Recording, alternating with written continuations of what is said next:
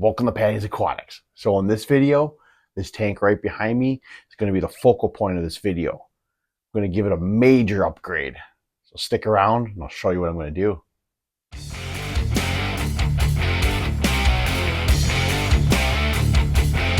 Now, this is my 29-gallon tank that houses my rainbow shiners. Now, what do I want to do with this tank? Like I said, I want to give it a major upgrade. Now, I want to make it more of a natural ecosystem, but make it more of a natural ecosystem for these rainbow shiners. Now, I know that they are from rivers. They like flow. I don't have any flow in this aquarium. I don't use filtration. I don't use air if you're not familiar with my channel. And it thrives, but are the fish really thriving? Because it's not their natural element. A lot of the times they're hanging out in the very back of all the plants, and they'll come out when I feed, but strange enough, they're swimming around right now. But that being said, I want to change that a little bit. So what I want to do is kind of remove a lot of this Sagittaria within this tank, everything up in front. My plan is to keep a back wall along the back of the glass full of plants like this Sag and some Ludwigia and stuff, and then keep a big open swimming area in front. And then I'll show you after that. But first, let's get a lot of these plants out and see what it looks like. Now, mind you, by doing this, I probably will cloud this water up big time, and I will be doing a water change at some point, I'm sure, because bringing up a lot of this Sag is going to kick up a lot of mold and detritus and possibly even dirt from my dirt layer. So let's get some of these plants out of here and I'll show you what it looks like. All right, so I got, I think, all the plants out that I want. As you can tell, water's pretty cloudy from all that getting pushed up. I mean, I don't do water changes anytime near the bottom of the substrate. And I had all that food web in there material, leaf litter, which I have to add more, but obviously that creates a lot of detritus, and that's getting kicked up by me messing around in there, which I don't like, but it's a means to an end. Now, what are my plans? Like I said, I took a lot of these plants out and I saved them, so don't worry. I'll tell you what I have in store for them. But there's more to it than just this. I want more than just a swimming area within here. As you can tell over on this corner, I took all the plants out in that back corner too. What are my plans? Well, what I did, if I can grab some, I bought a big bag of river rock. Now, where do rainbow shiners like to breed on? Typically rock piles, is from all the research I've seen.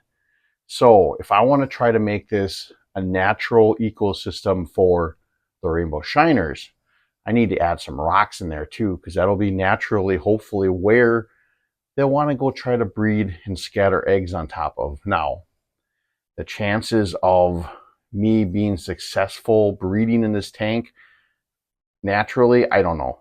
I have so many snails and shrimp within this aquarium. Any eggs that hit the bottom would probably be consumed before they have a chance of hatching. But if I have some rock piles in here, I think I have a greater chance of maybe being successful with a couple of them surviving. I don't know. It's a chance I want to take, and it's something I just want to try. I want to try to make it more of a natural, like I said, I love natural ecosystems. I love trying to create these things. But I also want to make it that's going to suit the fish that I keep. You know, by keeping the aquarium how I was with no flow and no swimming room, I don't know if these fish were really truly happy. I want to try to make that a little bit more natural. So what I want to do, like I said, I'm going to put a rock pile along the back edge here. I'm going to prop these two sticks up, maybe put another one in the middle here. I'm not sure. I'll have to see as I go. And then, like I said, these plants that I still have, I'm going to fill in the back. All that Sag, anywhere where I can fit open spots and fit as much of it as I can in there. I don't want to waste any of it. All those plants are great. I just don't want them all the way up here. Now, with that, I'm going to have to probably do a lot more maintenance on this tank, pulling the Sag as it starts to run towards the front again and not let it get out of control. That's kind of how this tank was to begin with, but it's easy to just leave it and not pull that Sag out once in a while when you first get those initial runners. It's much easier to pull out then. So the thing I did notice is this Nibius that I have on this piece of Mapani wood. Oh my gosh, is it growing. I have probably 4 pieces on there. This one's huge. Got another huge ones that are going way back into the back. I had contemplated taking this piece of wood out and putting it in another tank, but it's almost like a centerpiece. I got to keep that in there. I absolutely love that. I love when the roots start to grow so long, they kind of drape down like vines. And then this crypt I have here, I know it looks crappy with all this detritus and everything on it. That's going to start to branch off too and grab new shoots. And then I think I'll keep that little bit of Ludwigia there, but once it grows up, I'm going to have to keep it trimmed down. We'll see about that one. It depends where I want to put those rock piles. But the other thing I want to talk about before I get going with that are these actual rainbow shiners. Now, these are the ones I got from Aquahuna, and I'll link the video up at top here of that where I got them. And the problem of it is these rainbow shiners are not colored like they're supposed to. I'll put a little picture up here of what rainbow shiners really should look like.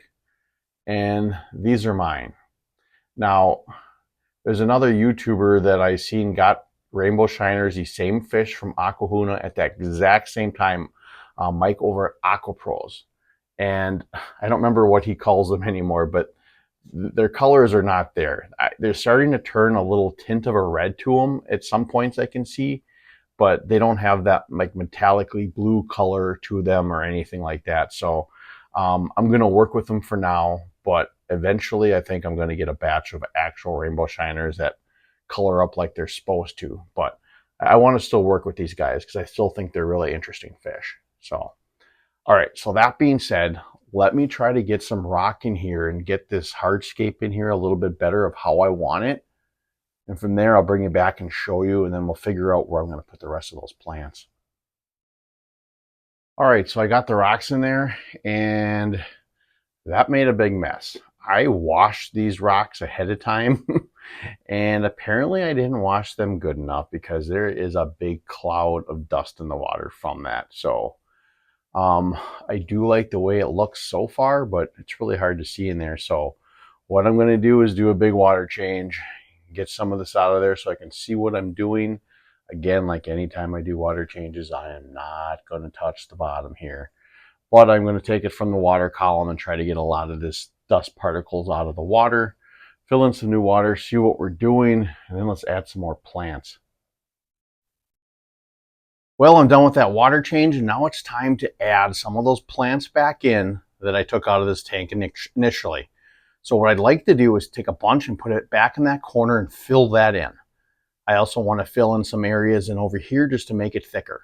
I'd also like to trim this Ludwigia and this piece here as well and kind of add it in with that dorsage. I really like the look and the contrast of that brown and bronzy red color with the green, so it's not just all green in there. I really think it makes stuff pop more in here. Now, these shrimp, I'd have to say, you know, when I had these in here with the pink endlers I used to have in this tank, I would barely see them. I just really thought they weren't thriving. Till I put these rainbow shiners in here, and I don't know what to say, but they have just, the population has taken off. It's crazy, and I absolutely love it because they are everywhere. Now, before we get any further, I just want to say, if you're not subscribed to the channel, please consider hitting that subscribe button. I have lots of cool dirty tank videos, build videos. I also have a few big ones in the works I'm really excited about. Also, hit that join button if you're interested in joining this channel with a membership. I have lots of cool perks in the works and have ideas for once this channel grows more. So that being said, next thing up is to get all those plants in there like I said. All right, so I got all those plants filled in that I want to get filled in. Like I said, I got them filled in that back, added some Ludwigia. I think that's pretty nice, and it will grow in thicker as we go. Like I said, any shoots that come up from dorsage, I'll pull them and replant them in the back. Now, as far as the substrate here, there's lots of mold and detritus on the bottom. I don't have an issue with that. I like that. That's a perfect area for the snails, the shrimp, and all the microorganisms to burrow in and eat and move around. Now, I also need to add more leaf litter at the bottom of this tank because mine is almost gone. Well, I had a brain lapse and forgot to soak some leaves ahead of time, so I'm soaking them now. I like to do that, one, in order to get the potential tannins out of the leaves, because sometimes they'll really leak a lot of tannins and turn your water brown, which isn't a bad thing for your fish. I want to see everything. So I'm doing that for a few days, so I will put some leaves at the bottom here. But I mentioned in the beginning that they like flow. You might be asking yourself, well, hey, Patty, wait a minute. You may have gave them an open swimming room, but you didn't give them any flow. What are you talking about? Well, that's coming up next. What I did is I rigged up a power head and I put a little filter, pre-filter at the bottom so no shrimp gets sucked up or snails in there to ruin this thing. So I'm going to put that in there, and it's going to give it some flow across the tank. So let me install this and I'll show you what it looks like. All right, so I got that power head installed, and it is pushing water across the tank, and those rainbow shiners absolutely love it. This is the finished product, and I am extremely happy with it. Like I said, the whole point of this was giving these fish this open swimming room with this current, have these rocks available for any type of breeding purposes they may want to scatter eggs on. And by doing this, still being able to have this dirty tank with plants in it and a thriving ecosystem. Now, as I mentioned before, these rainbow shiners really do not shine up how these rainbow shiners are supposed to. But I'd have to say, since I put this in a few hours ago, if you look at these fish, I see a glance of that metallic blue on their heads once in a while, on a few of them. And I do see a few of them chasing around others, like there could be some breeding stuff going on here. So I really think that this was the best move for these fish. It was the best move to create the natural ecosystem that these type of fish thrive for, that this is the type of environment that they want. And I think that's something we really need to take into account when we put these tanks together for certain fish. You could throw plants in the dirt and make a natural ecosystem for any fish, but if it's a fish that likes flow, a fish that maybe wants rocks for breeding or whatever, it's smart to kind of include them into your setups, because in turn, your fish are going to be happy, your fish are going to thrive, and it's going to make it even more of that natural ecosystem that we're all looking for. So, like I said, this is the finished product. I hope you enjoyed it. I absolutely love it, and I'm really excited to see long-term how this pans out, if I can get these guys to breed, if the colors will really start to pop out on them. And like I said, this is it. So if you enjoyed this video, please consider hitting that subscribe button. It'd be greatly appreciated. And like I said earlier, I do offer membership to my channel, so hit that join button if you're interested. And always remember to think outside that box and take a step back into nature. I hope to see you next time here at Patty's Aquatics.